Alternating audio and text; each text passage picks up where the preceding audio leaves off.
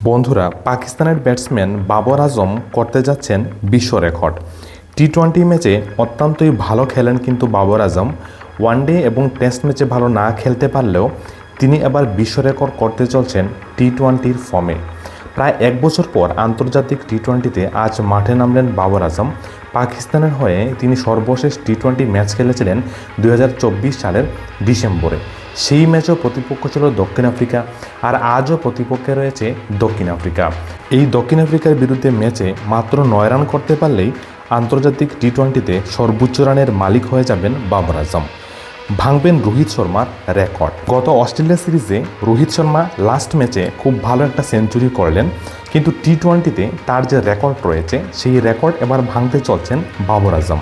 ভারতের সাবেক অধিনায়ক রোহিত শর্মা 151 ইনিংসে রান করেছেন 4231, আর বাবরের রান 4223।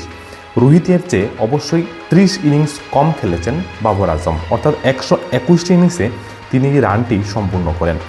আজ রেকর্ডটি করতে পারলে রোহিতের তুলনায় 29টি ইনিংস কম খেলেই তিনি করে ফেলবেন টি-20র সর্বোচ্চ রানের রেকর্ড, অর্থাৎ বিশ্ব রেকর্ড। দেখা যাক বাবর আজম এই রেকর্ড করতে পারেন কিনা।